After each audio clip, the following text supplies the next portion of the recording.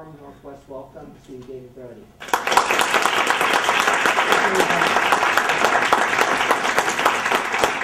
I grew up in a Jewish household, a Reformed Jew. You've got Reformed Jews and conservative Jews and Orthodox Jews. You also have Hasidic Jews. But in my household, it was all about tradition. That's all it was. We went through the rituals. We celebrated Passover. We celebrated Rosh Hashanah, the Jewish New Year. This is me, 13 years old, bar mitzvah. You see that there? I kind of look like an extra from Fiddler on the Roof, actually. To a degree. There it is, George Bush, after tasting gefilte fish.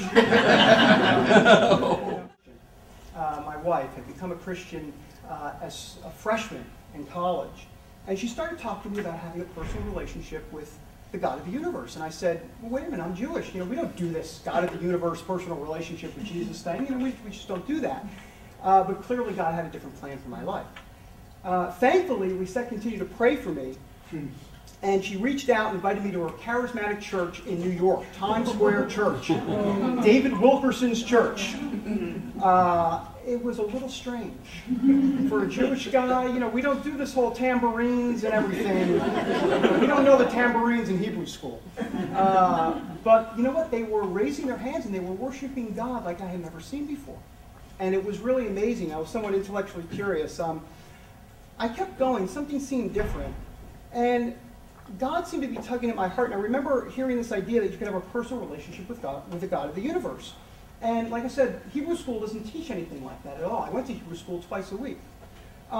So then my wife and I got married in 1988, and here's a little picture of our wedding. Obi-Wan Kenobi showed up at our wedding. It was a nice cameo by him.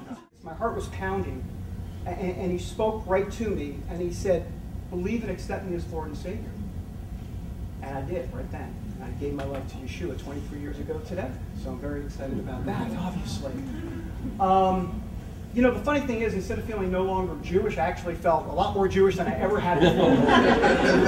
I felt like a completed Jew. This is the new term that I'm hearing. Not new term, it's been around for a while.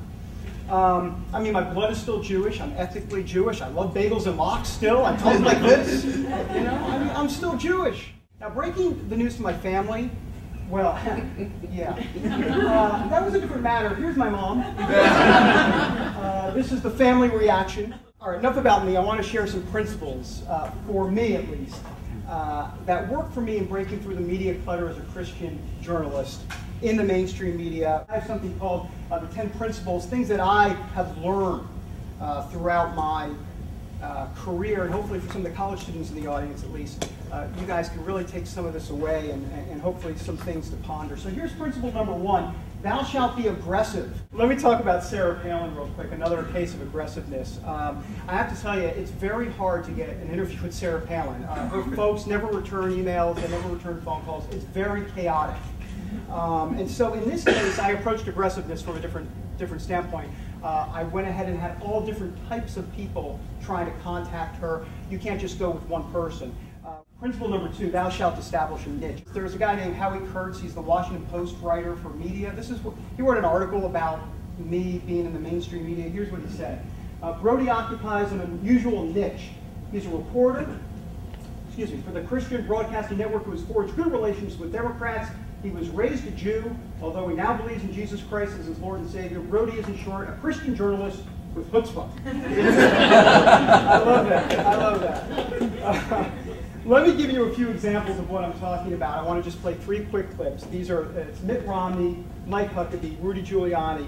While all the other reporters are asking questions about the latest happenings in the world, which I do as well, I go beyond that. We talk about faith issues, and that is an opportunity for them to really open up about their faith. So tell me a little bit about how you feel like there is that spiritual component as well here.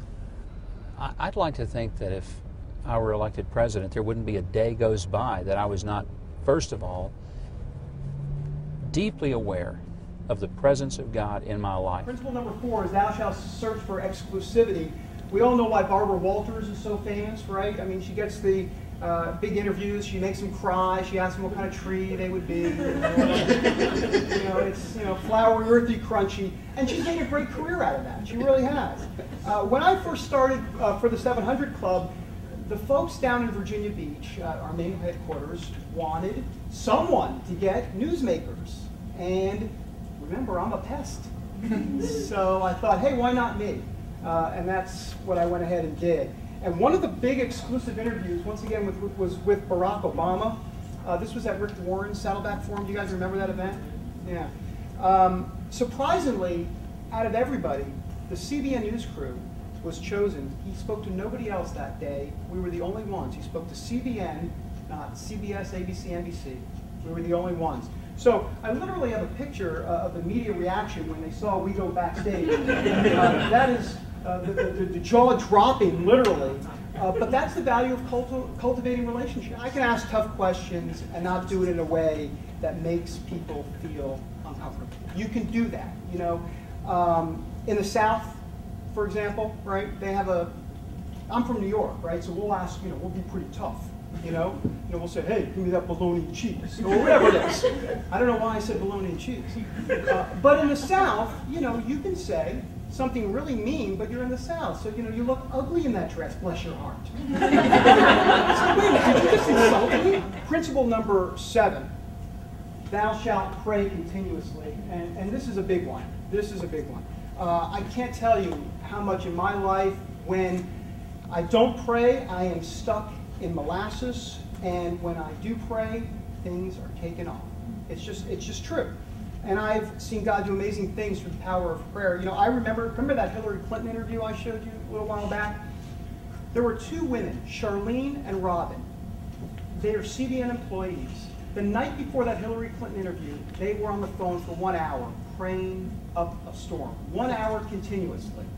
We were promised 15 minutes with Hillary Clinton in that interview. The next day, we actually got 35 minutes with Hillary Clinton, which is a huge amount of time.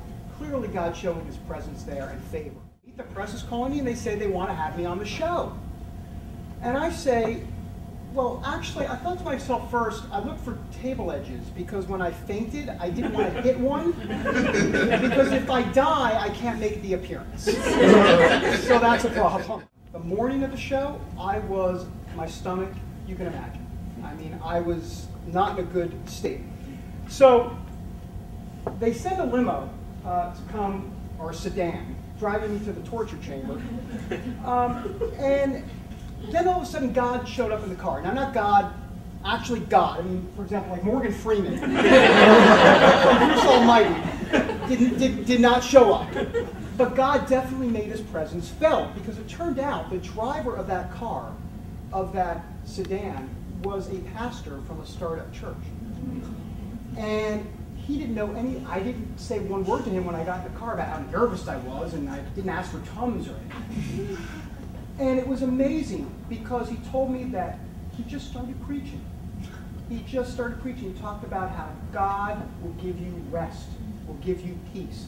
It was the perfect message at the perfect time. It was really amazing. So now I'd like to say that this was the best evangelical story in the world, that I got out of the sedan there and I had no nerves, or I had no more nervous feelings. But that wasn't true. I was still nervous. I was still nervous. I walked into the green room. That's the blue room. There's the green room. I met Tim Russert, and there's fruit, bagels, and lox in the green room. And look, I couldn't even eat the bagels and lox. And that, for a Jewish guy? I mean, you knew how bad it was. So now I'm in the studio, and the guy yells, 1 minute to air. I'm nervous. I am nervous. I think, you know, I don't know what to do. All of a sudden, the red light went on. And then all of a sudden, there were no nerves. No nerves whatsoever. It was amazing. Literally, God's timing was perfect. Another principle, thou shalt be able to take criticism. You know, we all know it. You know, I'm a Christian journalist in the mainstream media, so I'm under attack, but as all of us here as Christians, we're under attack every day. I love this one. I hope they're ready with the subtitles when he starts speaking in tongues. Isn't that horrible? Great, more religious wackos mucking up my TV. Can you believe that? Well, there they are. We're pretty much done. The 10 principles.